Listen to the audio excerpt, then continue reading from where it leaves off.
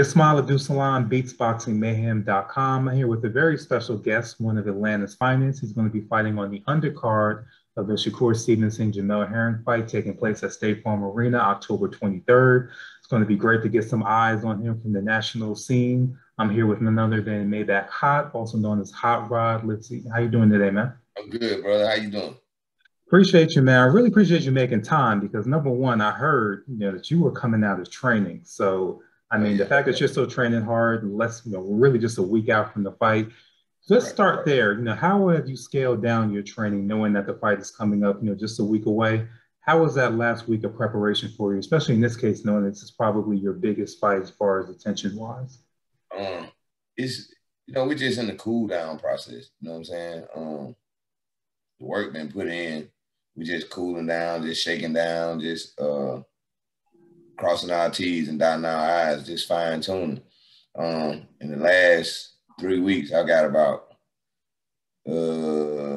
almost 40 rounds of sparring in. Wow. Yeah, so we're sharp. We're extremely sharp right now. Got it, got it. So you're going to be competing now at welterweight, is that correct? No, I won my belt at welterweight, but my original weight class is super lightweight. So I'm going down. I'm going back down to 140 for this fight. Okay, so you're going to stick at 140, do you think, going forward? Say it again. You think you're going to be sticking at 140 going forward because there's a lot of big fights available at welterweight, so that might entice you to kind of stay at there if you can make it. Yeah, now 140 my weight class, but money talk. We gonna money talk. Gotcha, gotcha. So let's start with this opponent. Eric Palmer, he's been in the game roughly about 10 years, solid journeyman. He has a lot of experience, probably the most experienced guy that you fought so far. How do you approach him different from the way you approach other fighters? Because other fighters have been a lot of times less experienced than you, maybe less durable, but he seems like he's naturally bigger. So it seems like you're going to be able to get some work in with this one as opposed to some of your other fights that you've had. I just plan on fighting my fight. You know what I mean? And anything that he does outside of what we're preparing for, we're gonna adjust in the fight. But I think he moves a little more than anybody else that I ever fought, but I don't think he's more durable than anybody I've ever fought. Hmm. Gotcha, gotcha. So he is coming off, well, he had I think a 3-year layoff. He had a fight in August. He got stopped in that fight. So he's coming back. I'm pretty sure he wants redemption, as of course any fighter would. With fighters like that are coming off a stoppage, just from your experience, is it better to jump on them early to test, their chin and how they react to getting hit? Or do you prefer to kind of lay back and see what they bring to you in those early rounds? Yeah, I like to fight my fight. I pretty much I start kind of slow. I'm a slow starter, so unless he shows me something that's gonna make me jump right on him, or I throw something out there and I smell that he's hurt, then I'm gonna jump right on him. But I'm just gonna fight my fight. We're gonna work off the jab. We're gonna walk him down, and we're gonna throw these bombs and see how he react. Got it, got it. So a lot of people when they talk about experience coming up, a lot of fighters they focus on their KOs, getting that record kind of glossy early on. But I think when you take losses or have draws early on, that's the more invaluable experience to kind of get you ready for those tough moments as you progress in your career. So you had an early draw against I think it was Anthony Zender. What Yeah. did you learn most about that fight that you've been able to take in your career? Well, in that fight, it was rough because Anthony Zender was tough. So when you say my most durable opponent, Zender was tough. I hit him with some shots and he kept coming. But the thing about that, I don't know if you're familiar or if you know, but I broke my hand in 3 fights and they all Right. went. So the fight with Zender, I had broke my hand in the first round and I had to get surgery. I broke it in the first round. I had to get surgery. So it was rough in that fight with him because no matter what I was throwing, he was still coming. So I couldn't give him my best shot with my right hand because it was broken. So with that, it's just in that fight, it taught me to work off my jab, box more, and just moving my head and stuff like that, and just work harder. So after that fight, my training now is just relentless. So there's always that concern anytime you've broken your hand once or twice that there's always kind of in the back of your mind, am I good now? Or is this going to be something that I'm going to have to deal with on and off for the rest of my career? with your experience, what has been kind of the best gloves for you as a person that's had hand problems in the past that, because we've seen even with Deontay Wilder, he picked a new glove for his last fight. He ended up breaking his hand. So what, Yeah. glove have you found to be the most comfortable for you going forward? The best glove for me is Salvador Elite. And they kind of knew they coming out of Spain, but those are gloves I've been wearing like my last 5 fights. They've been comfortable for me. They've been good for me. Another adjustment I had to make was the person wrapping my hand. Really? Okay. Okay. So So I was breaking my hand. The person that was wrapping my hands when I was breaking them, ever since he stopped wrapping my hands, I haven't broke my hand since. wow. Do you notice what the difference was? Could you tell like what was different about the wrapping with the new I think it was too tight on my hand, and he was making the cushion so bulky. And when I was putting my hand in the glove and on impact, my hand is breaking in the weakest link. Wow. Wow. Yeah. Got it. Got it. So I wanted to also talk a little bit about this fight. It's kind of to me been a long time in the making. I remember. I think the first time I met you was at the Gamboa Tank press conference, actually, when they first announced it. That was back in 2019. So we've been wanting to see you get on one of these big cards. I think you were supposed to be on one of the 10 cards. Probably fell through. I was going to be on that. Yeah, 2 opponents fell out, and then the last opponent came in like 13 pounds overweight. Wow. Wow. So you finally getting this big opportunity now. How did it feel to finally get it? You've won the big fights down here. We're getting the big fights now, and now you get on this platform. What was kind of like your first reaction when you knew it was confirmed you got somebody on this card? God is good. Absolutely. Absolutely. God is good. We work. I mean, it just feels good to know that everything we're working hard for is manifesting and coming to pass. We train hard for this day. Now, what a lot of people are not going to know on the national scene, they're seeing you for the first time. You've been telling everybody, you've been backing it up, that you are the biggest ticket seller in Atlanta outside of Tank. As far as, and a lot of people don't realize, you fought at the Kronk Center, which is over by, the West End. You fought at the Cosmo, which is over on the East Side. And you fought at the Georgia World Congress Center, which is downtown. So you pretty much made sure that you put your name out pretty much all over Atlanta, which I think is very important to building your brand. What made you take that initiative? Because we've had a lot of boxers that have been coming out of here, coming out of Atlanta area for the last couple of years, but no one's been able to kind of really tap the different parts of the city like you. So what was different about your approach to getting your name out there? Well, boxing wasn't, people respect me for boxing and what I'm doing now because they know what I came from and what I was doing before boxing. You know what I mean? So boxing not the first time people heard my name. So from me coming from what I came from and what I was doing before boxing and people seeing me turning a negative into a positive, like, oh yeah, we support you. We support you in everything you do. And what I'm doing and coming from where I come from, it's motivating a lot of people that's still doing what I was doing. Got it. Got it. And it's funny that you mentioned that because a lot of times, even when you're done with the streets and you're trying to move on and progress, you always hear that sometimes the streets aren't done with you, meaning that there's people out there that still don't really want you to progress and want to kind of pull you back in. How were you able to make sure that you didn't fall into that trap and you made sure when you got out that you made sure that you kept out and didn't have that backsliding issue? My biggest thing, I stay away from pitfall. Anything that's going to get me that could possibly put me in a messed up situation or have me in something I can't get out of. So if it ain't about boxing, it ain't about my kids, or it ain't about no legit money, I don't want nothing to do with it. Gotcha, gotcha. And we've kind of seen it with Atlanta recently. I mean, the RICO charges that have been coming up, we've seen that now a lot of times in Chicago too with FBG Duck when he passed away. So it's like, there's always kind of that pitfall for not just you, but for your entire team. Was it hard to get your team on the same page with you? Because, there's always 1 or 2 people in the group that still want to keep one foot in, one foot out. But sometimes you have to, in a lot of cases, let them go because of that. Did you have any of those hard decisions that you had to make on that front? People still don't come. The devil will always try to stay busy, try to throw all the obstacles he can at you. But at the end of the day, God's working a little harder. So, and I'm a little older, so I can't be enticed by small, simple things. You know what I'm saying? So I see the picture. I know where I want to go in life. I set a blueprint. I set a standard for myself, and I'm sticking to it. I went by all those things that I was doing in my younger years. I did all that. So now I'm at the change of pace where I want something different out of life. Got it, got it. And I think you mentioned before that you started boxing seriously in your early 20s. Is that correct? I started boxing in my 20s. I started taking boxing serious probably 6 months before I turned pro. Wow. Okay.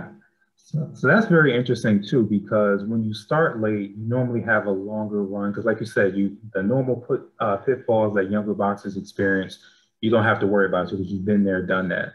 Right. I think Deontay Wilder, he started late around that same age. Antonio Tarver, I think he started even later, like around his mid-20s. But on the flip side, when that happens, sometimes you have to kind of speed along your process quicker than you might want to. Do you kind of feel you have to do that too, kind of speed past that kind of learning curve or that early prospect stage as you see a lot of fighters, that have that luxury? Do you feel you still have that luxury? Well, I feel like it's not a rush that we're still moving at my pace, but the thing that I got on my side is I put asses in seats. So the thing about boxing is I don't care how good you is, how bad you may be. If you can't put asses in seats in boxing, you have no power in this game. Right. All So about leverage. Yeah, so I think with me, it's one of those things where I do numbers. So it's just like we move at my pace, but at the end of the day, I'm not taking nothing for granted. I'm not taking nothing. I'm not taking advantage of nothing. So when my time comes, I'll be ready. So when you're looking at those next stages, when you're looking at those better opponents, those ranked opponents that are going to be coming up, do you feel you'll be able to make them come down here because of your buying power, or do you ever feel like you're going to have to eventually start kind of going on the road and going around the country to get some of those bigger name guys? I'm going with money. And if they going me out of Atlanta, they're going to have to come with a bag. I understand that. I hear that. I hear that.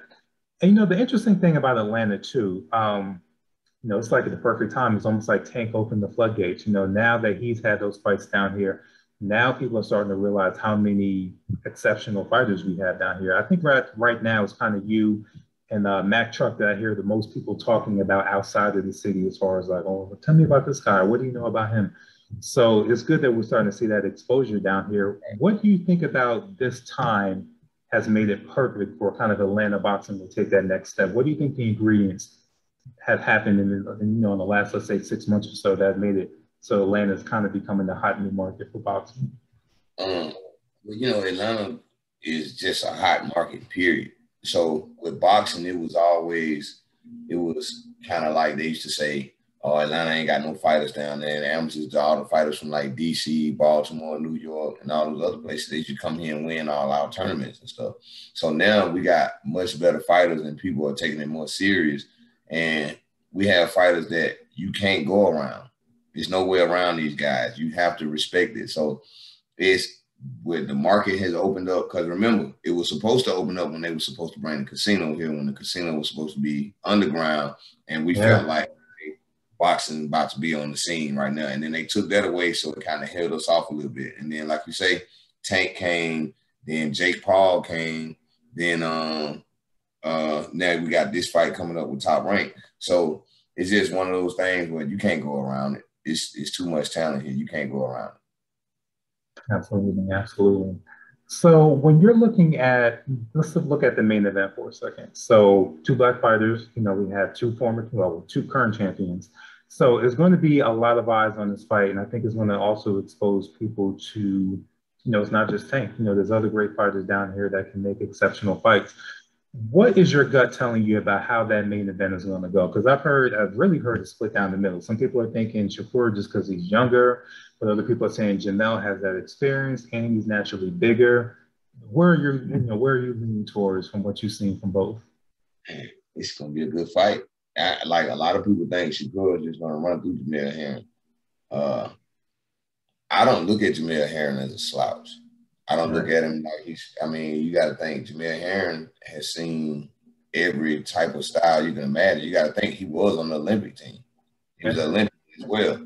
He was on the Olympic team 4 years before Shakur Stevenson was. Matter of fact, Jamel-Herring was on the Olympic team with Errol Spence. Sure was. Yeah. So he's seen every style possible. So me personally, I think it's a 50-50 fight. I've been switching my pick. Right now, I'm leaning towards Shakur by decision. I just feel like he has more tools, more ways to win. But he's also never been caught, with like a clean shot. I kind of wonder, because he told me that he plans to fight on the inside. He thinks Herring is weak to the body, is what he told me. So he think Jamil Herring is weak to the body.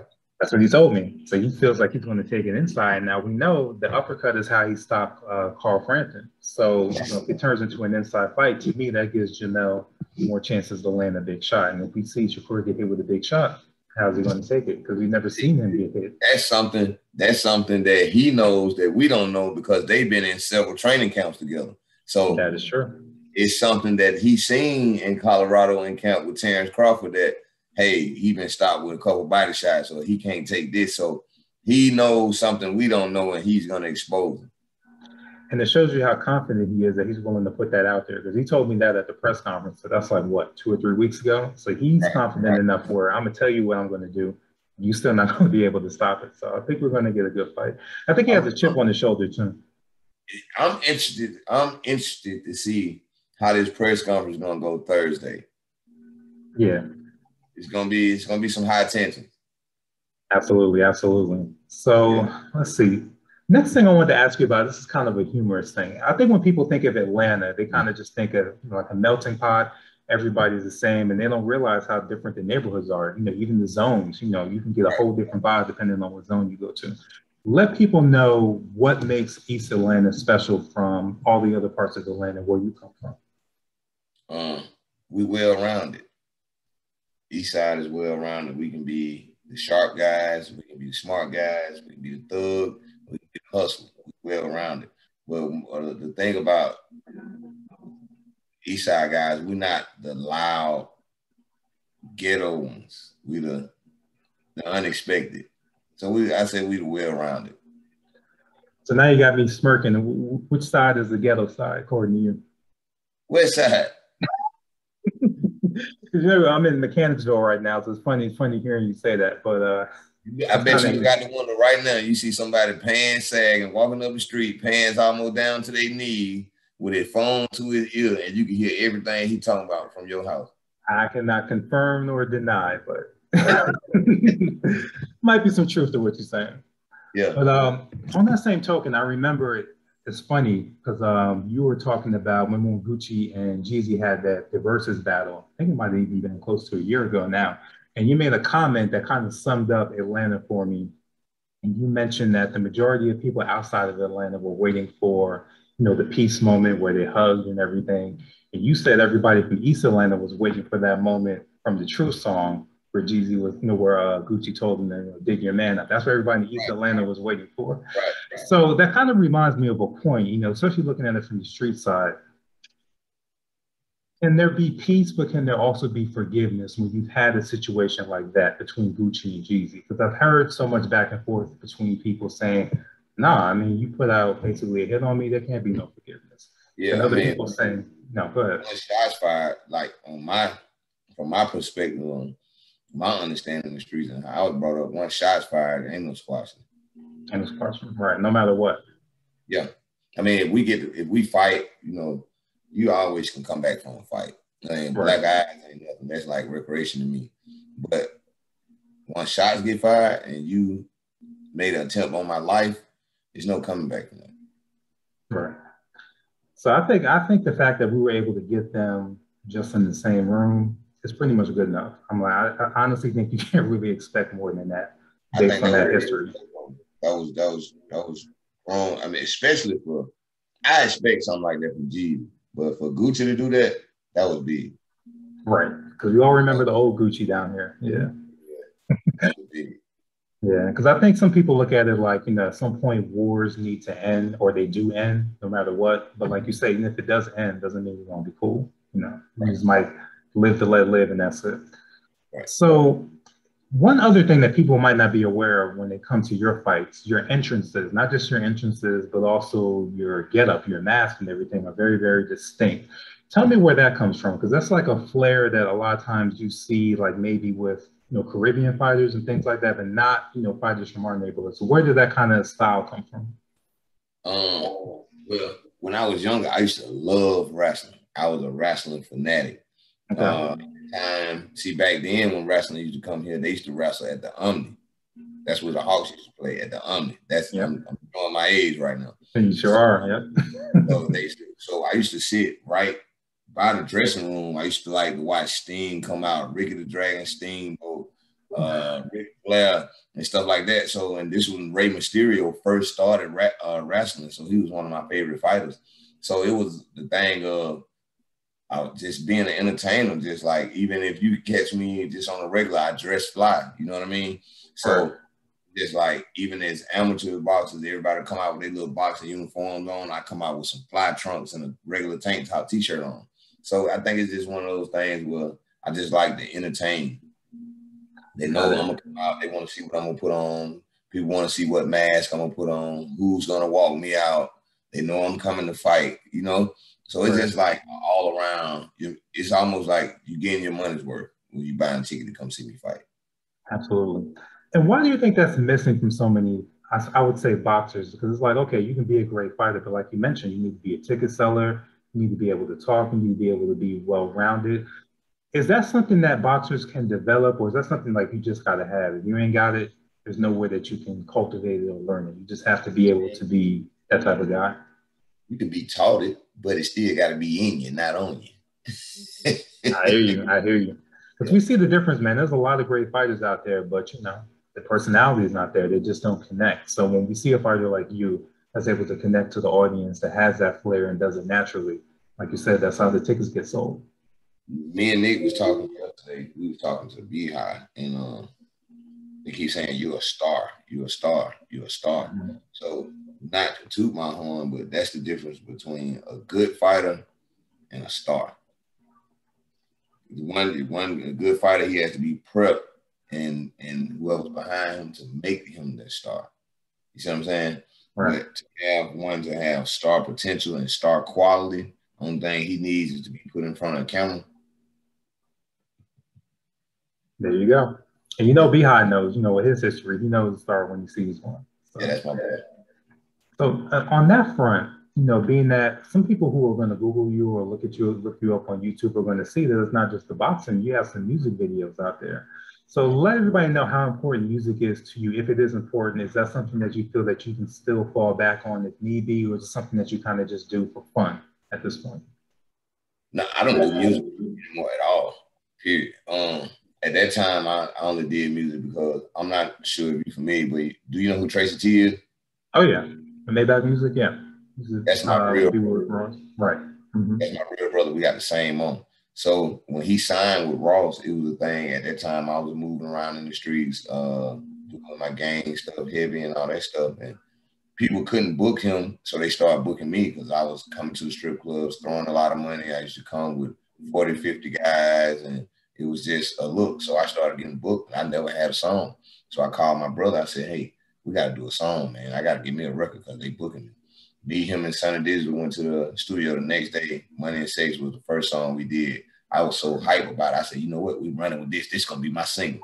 And we ran with it and just pushed it. And I just became a rapper by default. It wasn't nothing. So it was easy for me to walk away from it because it was never my passion. It's my brother's passion. Got it. So speaking of Atlanta hip hop just in general, I think people don't realize how the sound changes down here so quickly. I mean, if you look at, even if you look at the progression of trap music, you can kind of start that with somebody like Cool Breeze or T.I., and you see how different that sounds compared to trap music now. So for someone like you that's in tune with the music, just from your brother's perspective, where do you see the next progression of Atlanta sound in 2022 and beyond? Where do you see the music going? Baby holding it down right now. And that's it. That might be enough right there, right? Yeah. And my brother got this new sound and this new thing he doing. And ever since with him and Cash Dog, people were just automatically like, "Oh, Tracy's snapping now." Like he all of a sudden snapping. So it's like he got his spotlight, so we're gonna see where he go with his. But he's good. Oh Pretty yeah. good. Oh yeah. So just to sum everything up, you talked about the ticket sales. You got this big fight coming up against Eric Palmer. The hands are good now. You're on the biggest fight that you're possibly gotten up to this point. So everything is kind of in sync right now. Where do you see yourself going in 2022? Do you see yourself signing to a bigger promoter along with Pulse Boxing, or are you comfortable just where you're at now, having more control over everything and being able to kind of just dictate your career, in your own hands without another promoter? Um, you know, Pulse is actually my management, but he Okay, just so happened to throw fights that I fight on. And gotcha. so it's the bigger goal is to go to a big promoter. We got Jay Prince calling them. He willing to sit down. He want to talk. So we're gonna see what's going on with him after this fight. Perfect. I actually talked to him at the first press conference. So I think that would be a perfect marriage as long as the money's right, like you said. So look Right. forward to that. Hopefully all that works out. So before we close, let everybody know where they can find you. Pretty much all over social media. Where can they find Maybaxh Hot? You can find me on all social media at Maybaxh Hot, MAYBAXH_HOT. Again, MAYBAXH_HOT. And you can also go to the link in my bio on Instagram and get tickets for the fight. It's gonna be a little cheaper. It's gonna give you the Hot Rod promo code. Yeah. Make sure you do that, guys. Tickets are selling fast. They'll probably be sold out in the next couple of days. So this will be up on Monday. So make sure if there's any tickets available to Maybaxh Hot, you make sure you get it. Now, one final question I forgot to ask you. As far as your name, we got Maybaxh Hot and we got Hot Rod. How did that come about where you got two nicknames? So that's kind of very unique amongst boxers in general. Hot Rod always been my name just growing up because I played football growing up. So my real name is Rodriguez. So when I used to play football, I was always the fastest man on the field. So they said that boy got some wheels. And somebody came up with the name Hot Rod. So the name Maybaxh Hot came from when my brother signed with Ross. And they just went to Maybaxh Hot. Perfect.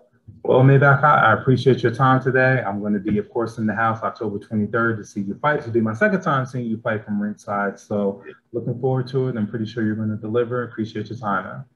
I appreciate it, man. I appreciate you for having me. All love, bro. All love, man. Peace.